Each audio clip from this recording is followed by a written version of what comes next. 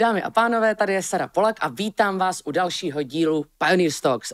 Tento díl bude opravdu naducený informacemi, bude docela dlouhý, protože to není s nikým jiným než s Andrášem, kolegou a kamarádem z Galaxisu, což je firma, která se zaměřuje na blockchain a tokenizaci komunit, takže se o tom budeme bavit, přesahy mezi komunitami a technologií, takže se na to moc těším. Opravdu to splňuje naše motto technologie ve společnosti do puntíku, a pokud samozřejmě budete se chtít podívat na ten díl i v malých kouskách, tak to potom bude i na stránkách Galaxisu, takže se na to určitě podívejte a děkujeme Galaxisu, že vůbec zasponzoroval i tvorbu tady toho dílu. Tak to bude pecka, já se na to moc těším a určitě si to užijete.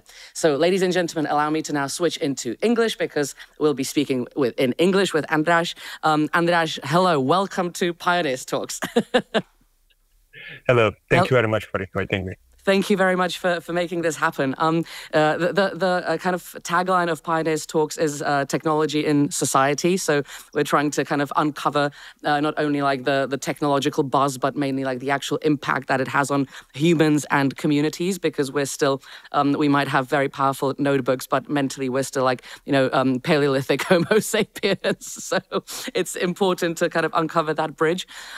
Before we dive in, can you please tell us kind of what Galaxis does and like how you came about even starting the company? Sure. Galaxis builds unstoppable communities. Mm-hmm. It means, in other words, that it enables creative people or entities with a community to provide value to their community and be able to monetize their own creativity. Mm-hmm. So basically what Galaxis does, it provides a framework to build a community that cannot be taken from the community creator and from the community members, and create something that is not depending on any third party. So mm-hmm. you can build your community and nobody can take that community from you. You can provide value to your community members mm-hmm. through the framework, and you can enable those community members to also provide value to you. And this is basically what Galaxis is. Mm-hmm. Fantastic.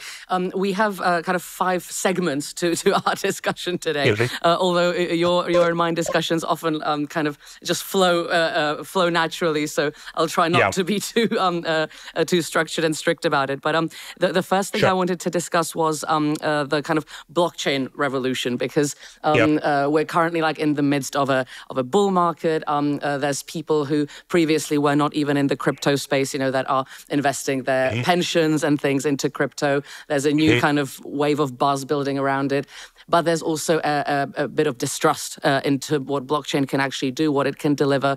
I mean, you've been there from the beginning. How do you view the kind of reputation of blockchain right now in the market? It is not good. To put it bluntly, mm-hmm. and it is not good because of the speculation, because of the scams, because of the financial instability around it. Mm-hmm. From some point of view, it is, I think, understandable. This is your area, you know it better than me, but I do think that every time when new fundamental technology got introduced, there is often a speculation phase. Mm. I do remember it was the same even with like railways. I do remember I heard hearing stories about the speculation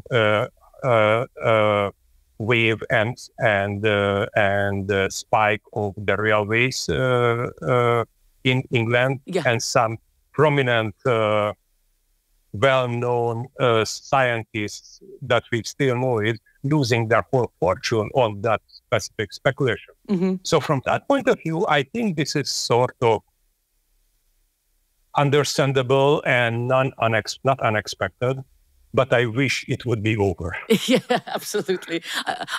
Sorry, go for it. No, it's...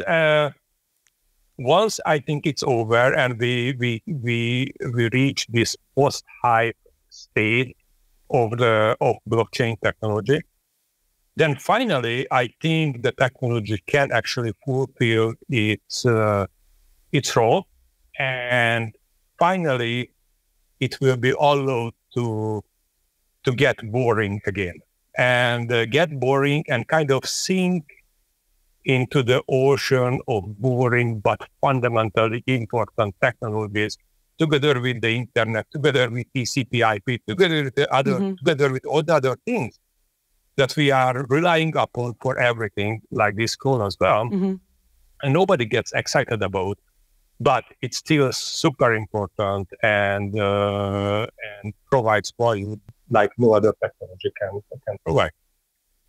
Yeah, absolutely. Yes. Yeah. By the way, I love the historical thing you mentioned, because it was with railways, and I think even Charles Darwin was investing in them. I think it was actually him. Yeah. It was, and there was so many companies, and then like 80-90% of them went bankrupt. Yeah. And it's funny, it was with bicycles as well. There were like 200 bicycle companies like on the cusp of like the 19th, 20th century, and again, like scientists investing into bikes. But it's really interesting what you say, because like, for example, like with, online calls, I remember when it was a huge hype, like, Zoom, Skype, Google Meets. Yeah. And then once you're actually presented with a problem like a pandemic, people start using it what it's actually intended for, and like stop glorifying it for just the sake of it. Yeah. And I'm curious with blockchain, because I always think in order to like understand the true function of a technology, we need to go into the history of why it was actually created, like what problem it was solving. So would you mind just for the listeners as well, just kind of briefly recapping where basically blockchain came from and what the reason for its creation was? I'll do my best. According to my best understanding, blockchain can do one thing. And blockchain can do one thing, but this is the only technology can do it, basically enabling two entities across the internet to exchange value without any third party. This sounds kind of lackluster if you think about it. It's like, but I think this is super important. This is what we are talking about, is that when we in the same room and we do business with each other, you can give me something and I can give you, for example, cash. In that exchange, there is no need for a third party watching over us saying, yes, Andras should give the cash to her, because it's obvious I had the cash, I gave it to you, and I don't have the cash. And by the laws of the physics, it's been done. It's like an exchange that doesn't need a third party to observe. On the internet, the internet was built for sharing.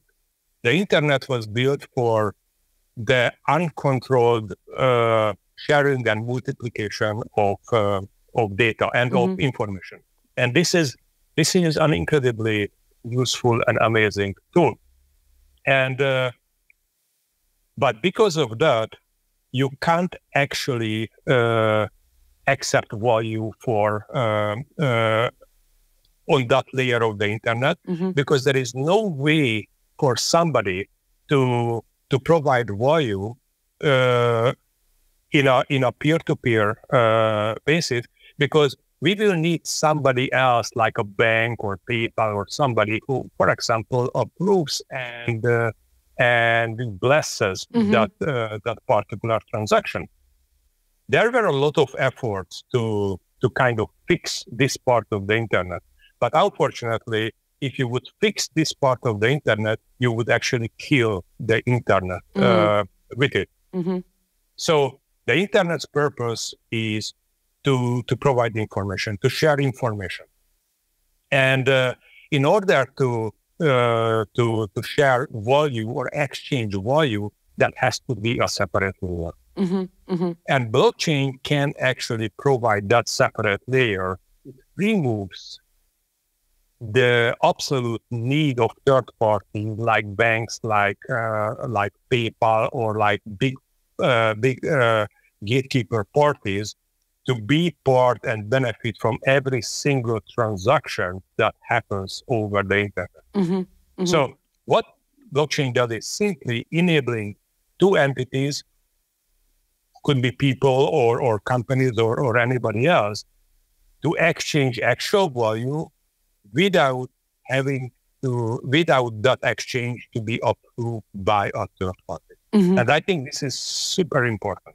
Yes, and it's fascinating. I was talking to my mum about it, and because we were talking, and I was talking about Galaxis, and it fascinates me anthropologically, blockchain. And I actually found myself, because I don't understand it, that well in depth, her asking the question, well, why is that important? And it kind of like it was a really interesting moment, kind of a shocking moment, how people don't actually realize how present third parties are in their lives. And like in history, like you know me, I love history. I was reading about the fact that, for example, even as recently as Queen Elizabeth II giving birth to, now Charles III, there had to be someone present from Parliament at the birth to confirm like that the babies weren't switched, and Henry VIII, when he got married, there were people watching, over the marriage bed to make sure that the marriage was consummated. So it is really interesting how historically there is it's very difficult to have a transaction that doesn't have to be financial. It can be social capital that is not being interfered with. But people kind of almost, not that they don't see the value in it, but they think, well, so what? Which is crazy. So how would you say that blockchain is like successful in like popularizing its meaning or its like importance in society? Do you think the community is doing well in that?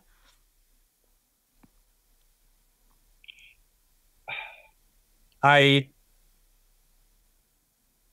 think it could be. I think we could all do a much better job at that. But again, in order to do that, we would have to have the hype to be over in some way or form. Because right now, when people hear about blockchain, and unfortunately, because they need it, or they see that if they put in $100, they might actually make $10,000 about it, and so on. And this is super, super dangerous, and that's why anybody is asking me, what should I do? What should I buy? I said, do your own research, understand what you are getting into, and make your own decision based on that, because everything else is just irresponsible. So, and this is actually the part of the blockchain that I wish it was over, and I wish it was stable enough not to have these crazy swings. Because as long as it's there, people will try to gamble with money they can't afford to gamble with. Yeah, absolutely. And I mean, I got to admit, I was when I first had Revolut, and you could actually, buy crypto on there, despite the fact that you don't actually even own the crypto there. It is like Russian roulette, or like in a Vegas, like slot machines, because it's just a slot machine. It's just speculation. It's just gambling. Yeah. Especially in that particular implementation, you can't pay with it, you can't send it, you can't receive it, you can just buy it and sell it. That is like just gambling. Yeah, absolutely.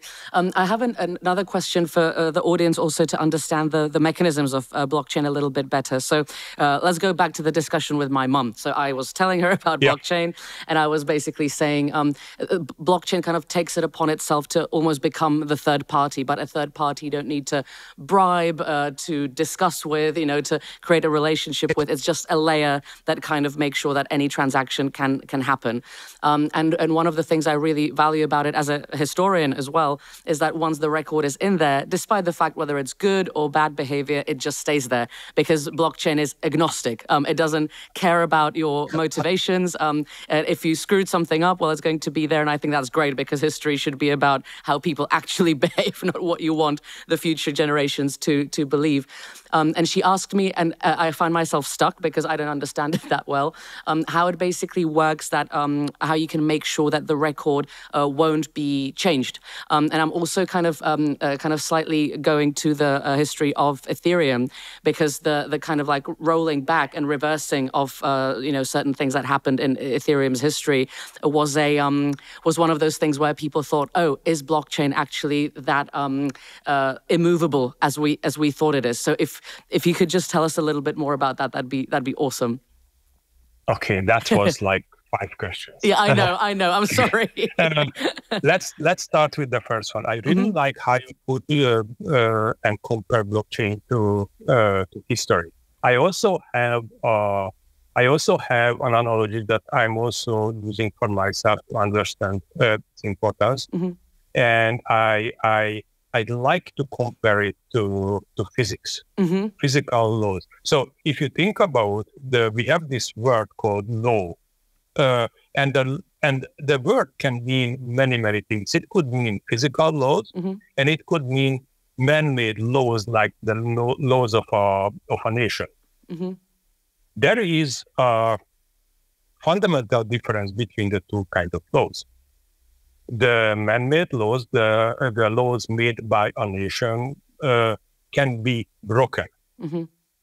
So people will break them, and that there is a whole infrastructure there, the police and the judges and everything else who have to be built to stop it. It is very similar to how the internet works in many ways. You can never know what's running on a server, even if they say it's open source. You cannot know what is running there. On the other hand, blockchain is the first piece of technology ever written. Ever since Lady Lovelace wrote the first lines of code on a parchment, that works more like physical laws. It means it's like you don't need to watch your neighbor whether he obeys the laws of gravity. He will. Yeah. He has to. No need to have a police or anything else to make sure that no electron goes faster than the speed of light. It's granted. It's basically because of the fundamental fabric of our reality. There are laws that cannot be broken. So this is what blockchain was able to achieve, and that's why it is actually a fundamentally important technology. Within the confines of a blockchain, there are well understood rules, laws, you may say, that cannot be broken. That's why they call it a trustless system. Not because you don't trust it, but because you don't need to trust it. The same way as you don't need to trust your neighbor not to break the third law of thermodynamics. In the same way, you don't need to trust the blockchain to do what it does. So if I have a Bitcoin or an Ether and I send it to you, then I don't have that Ether anymore, and you do have that Ether. And there is no need for a third party to approve it, because within the system, it is impossible for that transaction to create a new Ether or a new item or a new something. So this is what I think. This is how I like to understand blockchains. This is so fundamentally different from what we had before. Like human-made laws versus the laws of nature, like physical laws. Within this universe, these cannot be broken, and that is the importance of this technology. The way they achieved it is that a blockchain's universe is the nodes that keep this record of transactions. So the same way as our universe is, well, we don't know yet what are the fabric of it, but the same way we do know for blockchain, it are the nodes that basically, very simple technology. They keep, every node keeps a record of every single transaction ever made.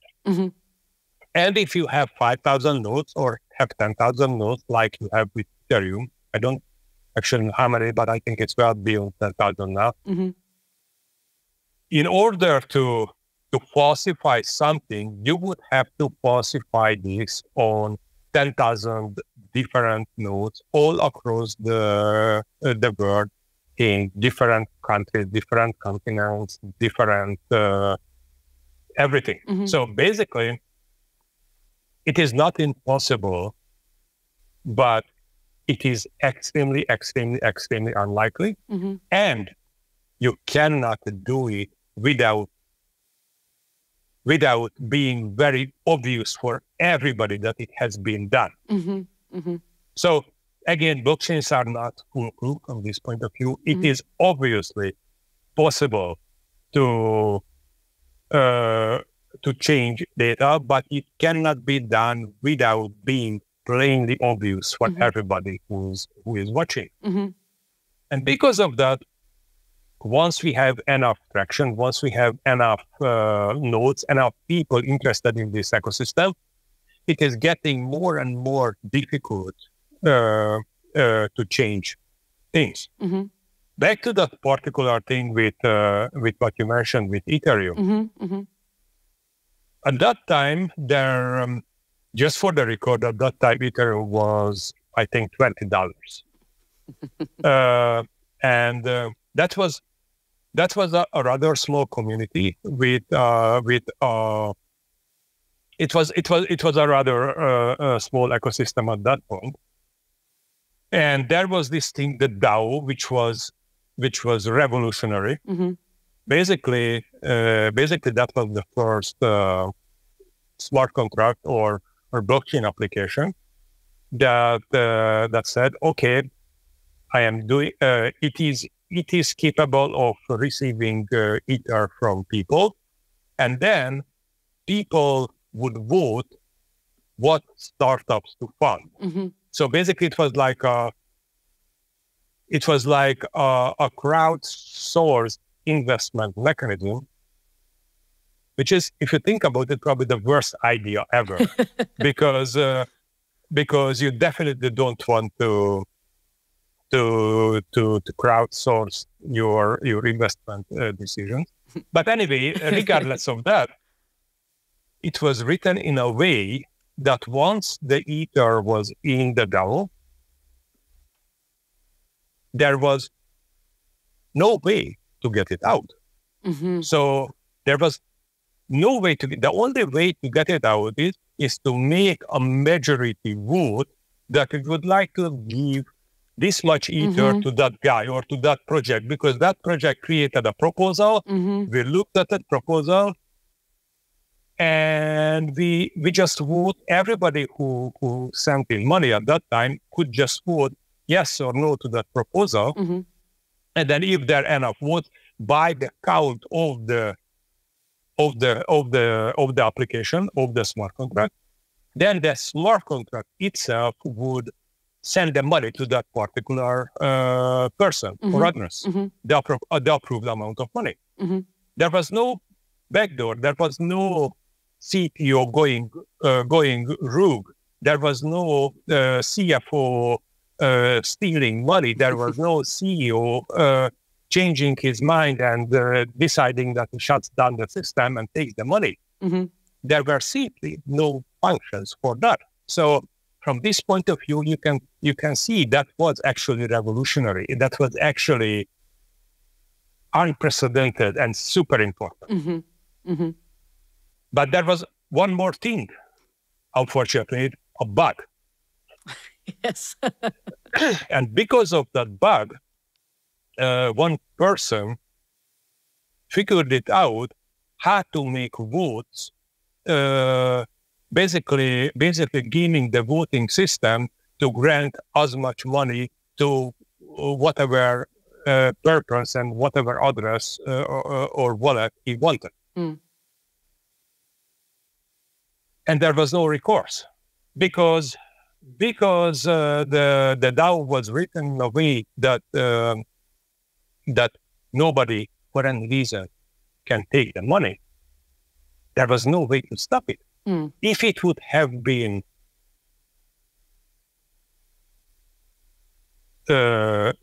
bug-free, if there would be no this re-entry attack that was there, we might be now way over the hype, and we would have like a very stable,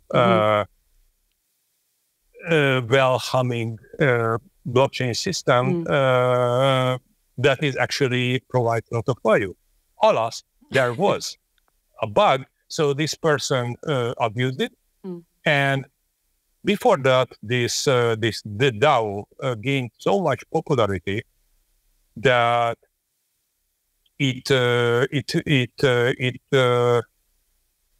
people sent in 20% of all available Ether. Wow.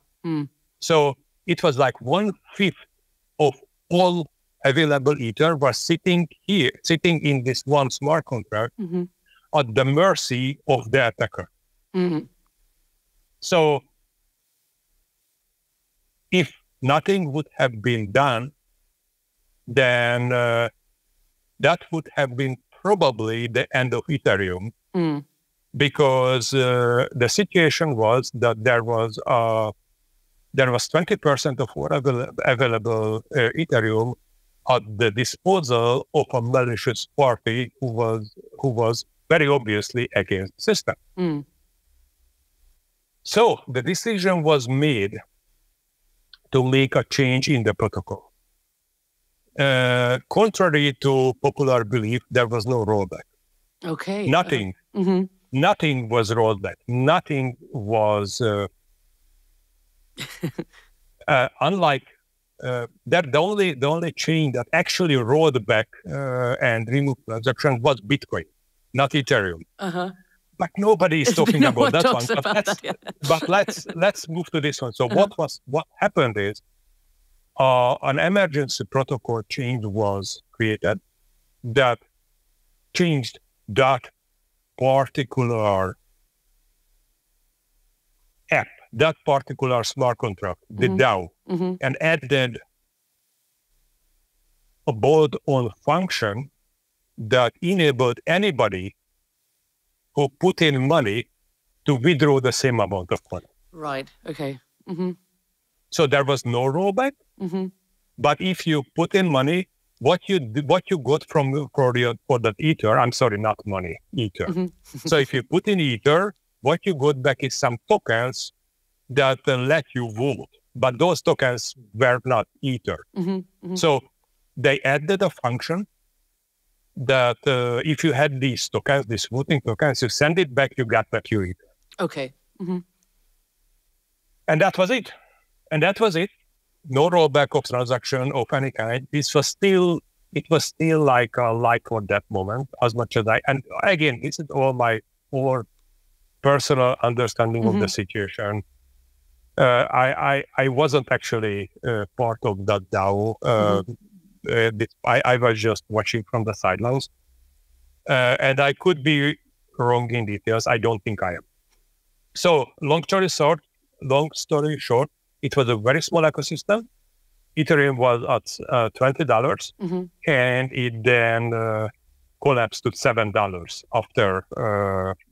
after this fiasco. But it survived. Yeah. And I think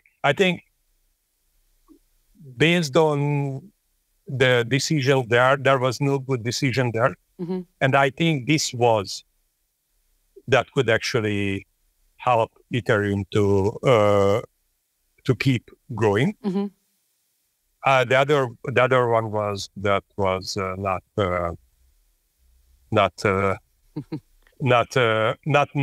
a real decision. There was the other one, the Bitcoin one. I know much less about it, but the details can be looked up.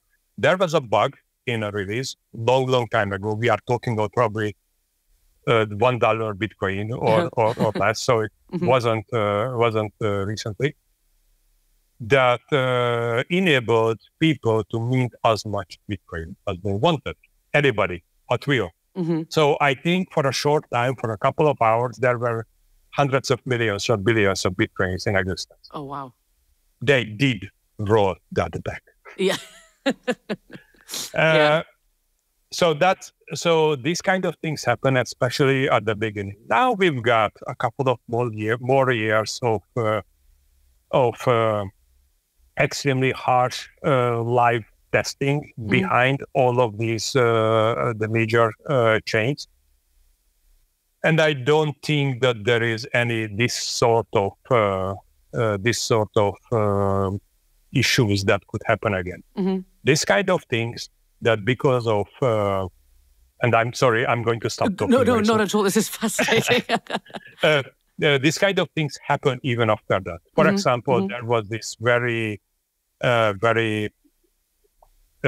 famous case when there was a wallet, basically a blockchain wallet, on-chain wallet that enabled people to send money into it, and it provided a functionality for multiple parties to sign the transaction. So it was a very good thing. Basically, it's a multi-signatory wallet, meaning imagine a wallet, and only money can be moved out of it if all three of you sign it. Like in a bank transaction, when you have like a bank account and 3 people out of 5 has to sign for it. It's very useful. It was used, I think at that time, we had like 270 million or so dollar worth of Ether sitting in it.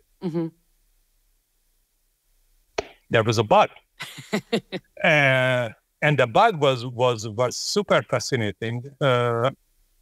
Unfortunately, whoever the person who wrote the wallet did not remove an automatically included self-destruct function from the core of that wallet, which was in a fascinating way was callable by anybody. So anybody on the blockchain could spend 50 cents to destroy the wallet. Oh, wow. And there was a guy, he is only known by his ID, I think Tester 1551 or something like this. He said, "Hey guys, I think this is callable by everybody, isn't it?" And then like 10 minutes later, he sent another message, this shrug emoji, and said, "I think I killed it." And he did. Oh my God. And he did. So from that point on, nobody could take out any money from all of the thousands of installations of those wallets. And that money, that was at that time $270 million, probably now much more.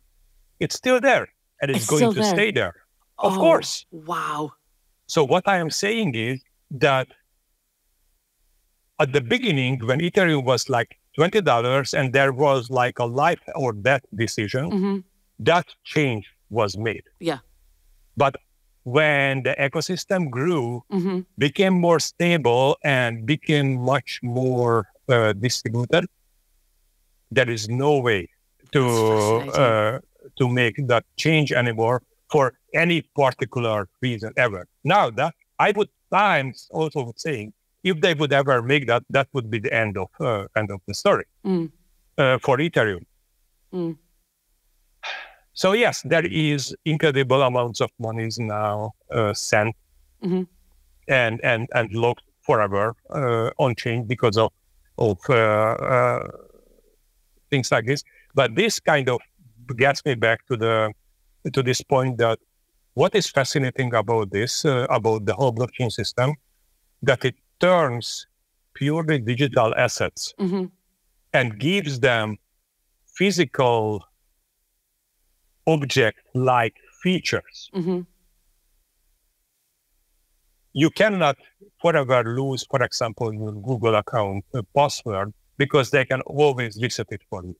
On the other hand, you can forever use your Ethereum, you can forever use your Bitcoin, you can forever use your membership card for NFTs, because if you lose your secret key, you lose your password, there is no password reset, there is no nothing, and it works like physical object. If you lose your wallet on the street, you don't expect that to be returned to you. If you burn your book, then you don't expect somebody to reset it to you. So that's why if you really want to understand also blockchains and what blockchains can bring physical object, real world object-like features into the world of digital, into the digital space, with all its good and bad things as well. Good thing is you are the owner. Nobody can take it from you. No Google, no Apple, no nobody. It's if somebody wants to take it from you, they have to come to you, hit you with a stick until you give it to them. Same thing with a physical object. But also, like physical object, you can burn it, you can destroy it, you can lose it. And I think that kind of concludes this 40 minutes response. I'm sorry about this. No. This is perfect. And you know me that I always, this is my own fault because I ask always like 10 questions in one. But I finally actually understand the story. It's you touch on a lot of really interesting psychological things as well around trust and what actually makes people sit up and take notice. And it's linked to maybe like the whole kind of speculative aspect of cryptocurrencies that I think the reason why people care, or the reason why people care about this story, is because they lost money. And in the second part of our discussion, I would actually really like to get to this because, in one sense, the money is not the least interesting, but it's just one use case of blockchain. So we will get to that in the second thing. I have to force myself to be structured here, but just to conclude this first part and kind of the vulnerability of blockchain. Maybe there's another big hype going on right now, which is around artificial intelligence. And if we go beyond the kind of startups that are growing like mushrooms, just because suddenly AI has a good user interface in the form of ChatGPT and other models.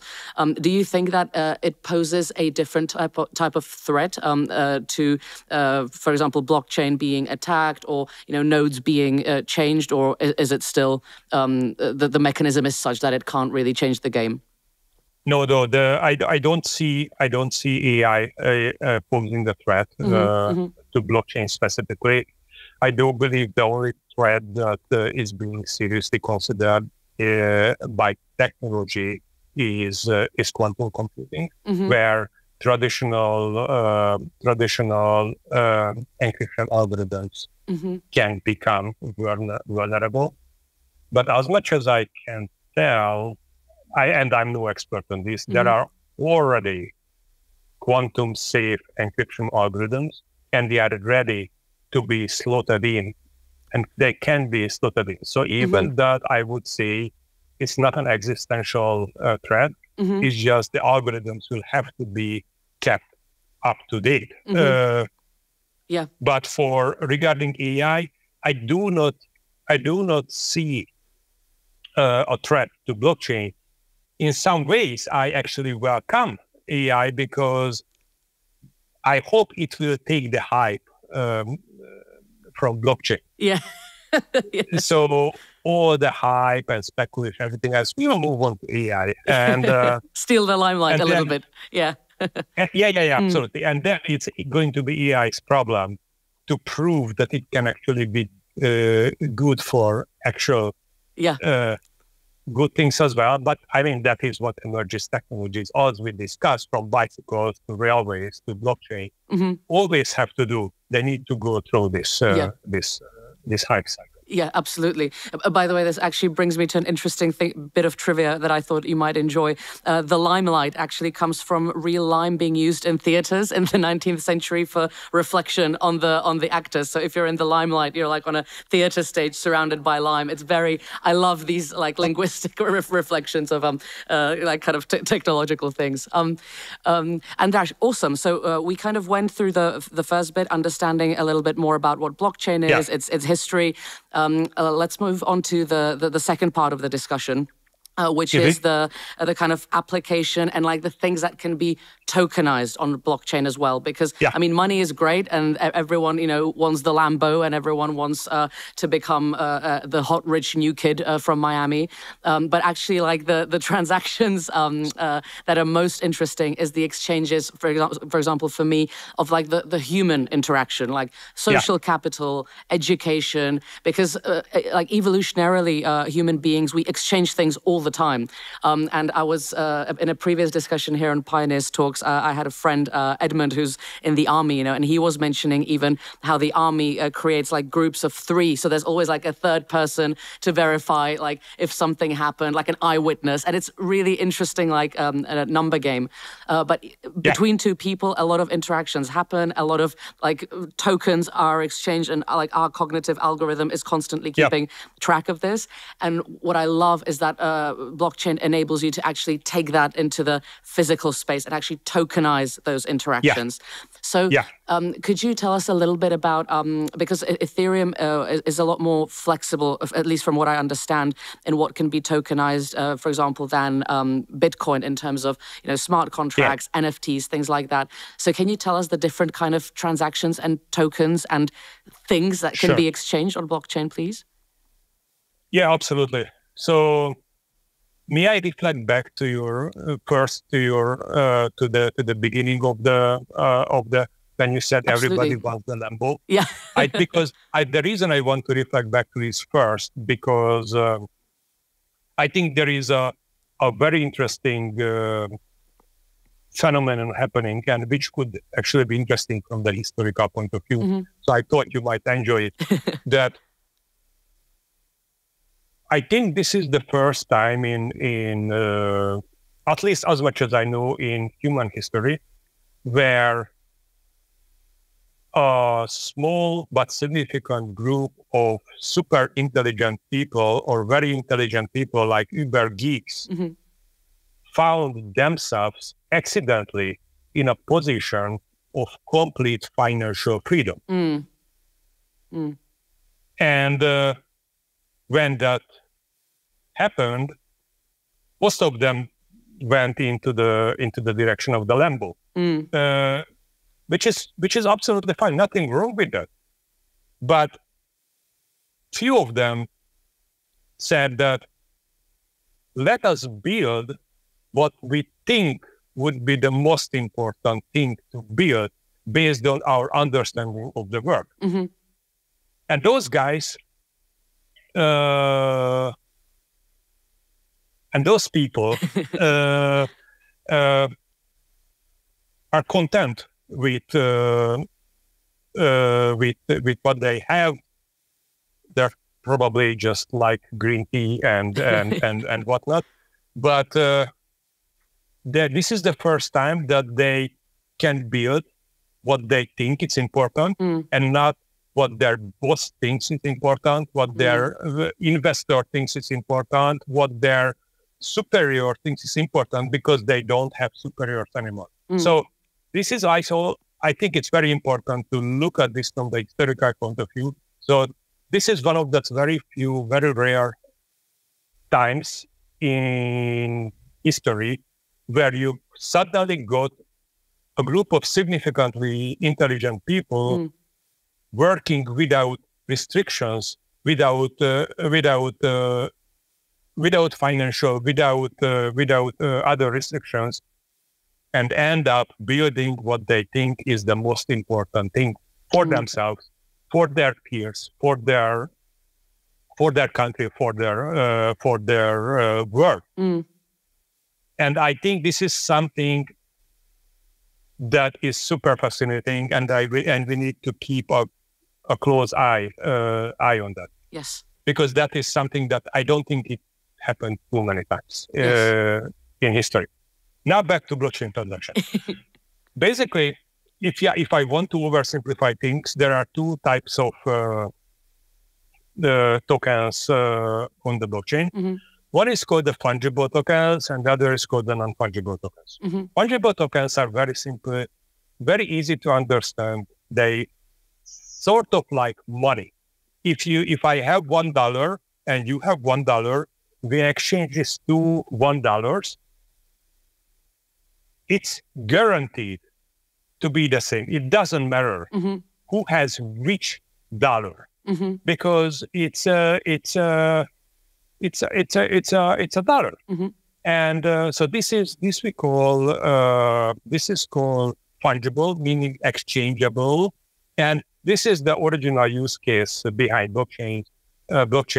Bitcoin is a fungible token. Ether is a fungible token, and a lot of other these so-called ERC20 tokens are the fungible tokens that can be exchanged, and you don't need to worry which one of it you actually own. And we have the non-fungible tokens that work more like physical objects in the world. For example, I have a mug here, which I love. Oh, very nice. And that by the way, this I bought in Prague. Yeah, I was thinking it's something that Czech people would. Yeah, very nice. This I bought in Prague, and during the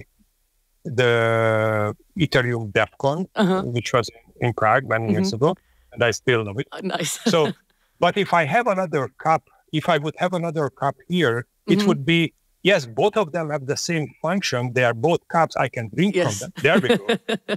But if you would exchange it, it would not be a one-to-one exchange, because their properties, their abilities, their material, everything else is different. So these are the non-fungible, non-one-to-one exchangeable tokens that can represent a lot of things. For example, these are the tokens that can potentially represent a piece of art that was created by an artist, potentially different a membership in a club, potentially represent my a track record of a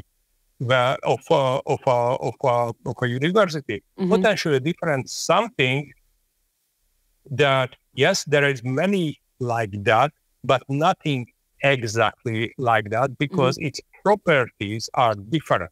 Two keyboards, even if from the same brand, they are going to be different. Anything that is not like fungible are different. So blockchains can deal with that as well.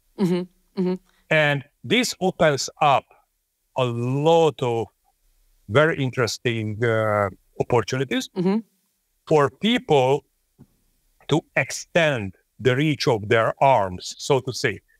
Let's think about it. If you are an artist, you create physical art, you take it to the country fair, you can interact with those potentially hundreds of people who are milling around you.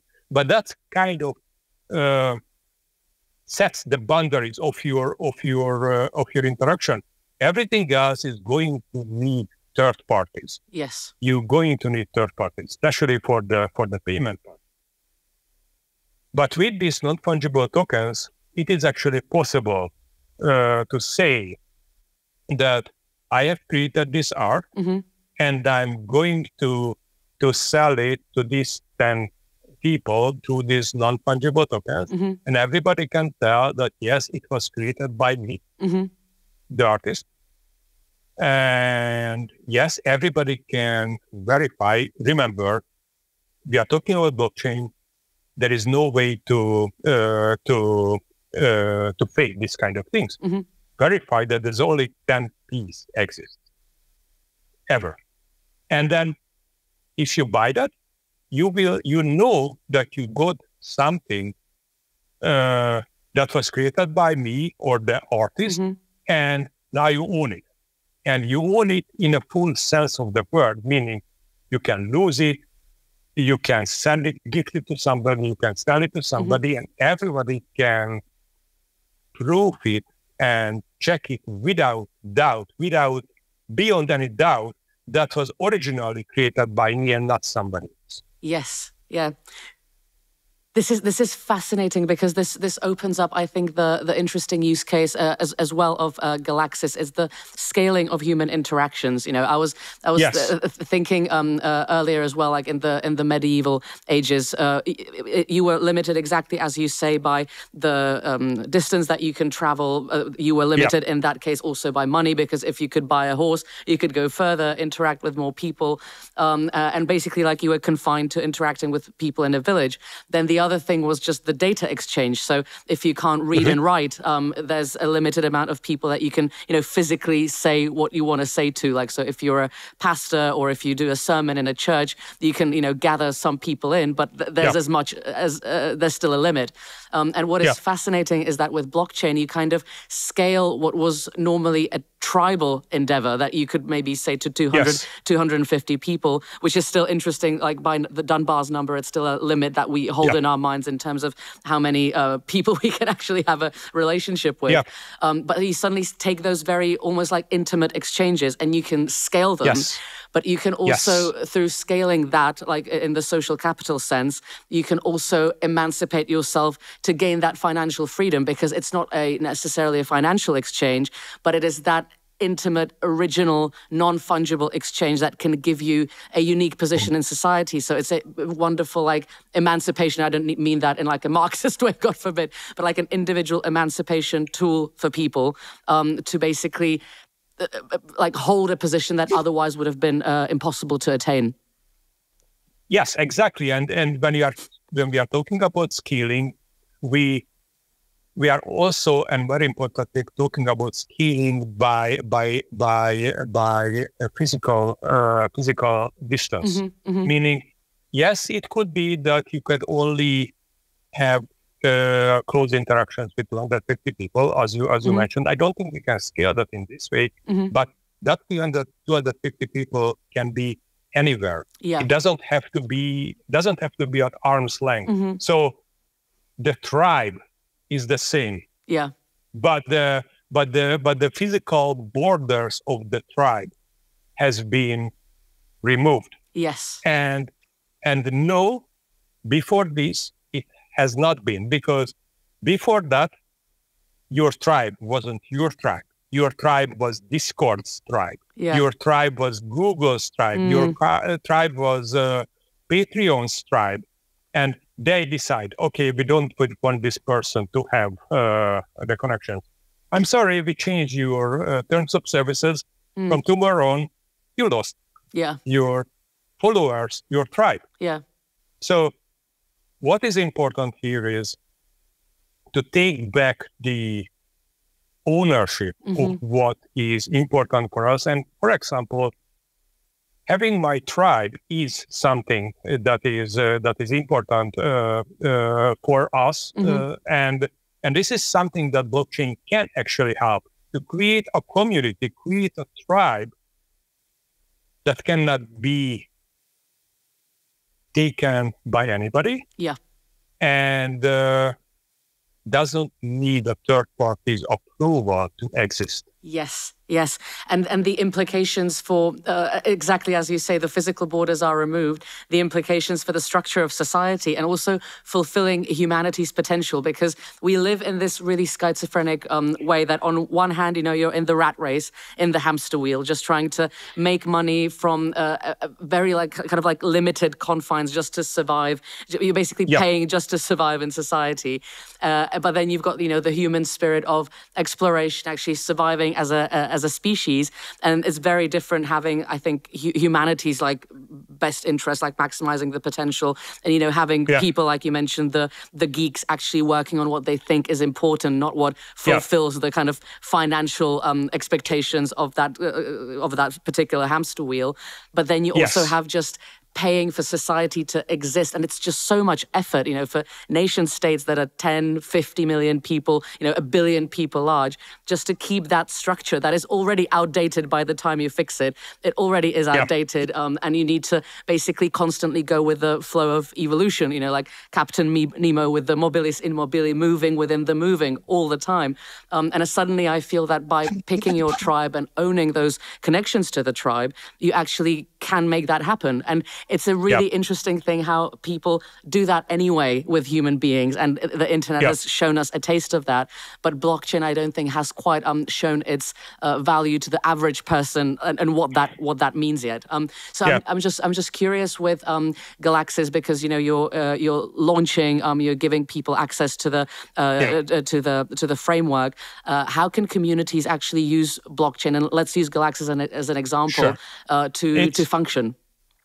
We went through lots of iterations. I mean, like all new businesses or ideas over the last couple of years. And I think finally we arrived to something that is distilled down to its very basics. What Galaxis is right now is a technical membership card system. Meaning you can create your community, you can issue your membership cards, and then you decide what to do with them. You can give it away because you have already a community. You just give one to each of your community members. You can sell it if you want to create something new. You can sell it. You can like the same way you could like print membership cards and you could go to people and sell it to them because you create a club or something and you sell the membership card. There is nothing new here. The only new here is that because of the technology being used, this membership card kind of exists between the digital and the physical world, borrowing properties from both. Meaning they are purely digital, can be sent over the internet. Yet they sort of physical in the sense that everybody can see exactly how many of these exist. Everybody can see how they move. Nobody can create a new one which wasn't approved by you. And everybody can tell whether they came from you or not. So basically, they create a framework. They create this weird half physical, half digital items that can be owned by people and cannot be taken from them by shutting down a server, cannot be taken from them by any of the googly means. And the way it is written, that once it is out there, the fundamental cards will and can exist even if Galaxis doesn't exist anymore.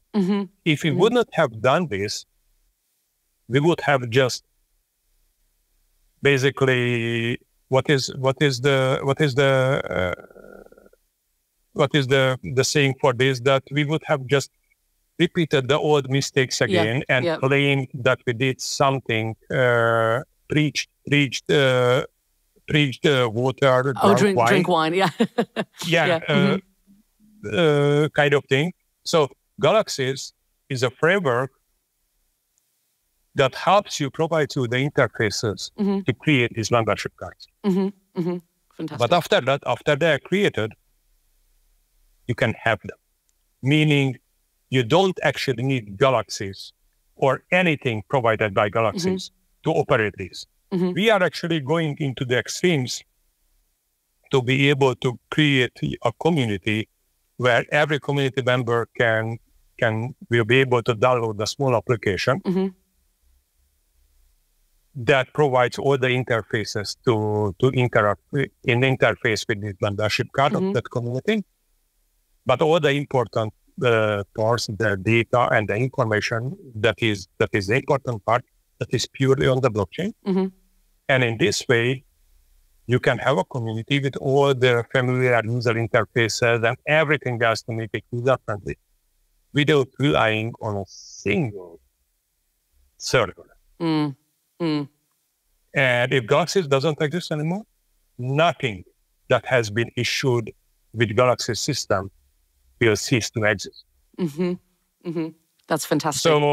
So we wanted to build it in a way that we actually follow and uphold our own principles. So you can create a community, and then that community is yours and yours alone, between you and your community members. And because of this, Galaxis should be considered as an infrastructure provider. Yes, to actually allow people to use it, even those who might not be, skilled technically in the use of blockchain. Skilled technically, or even to people who I don't like. Yeah. And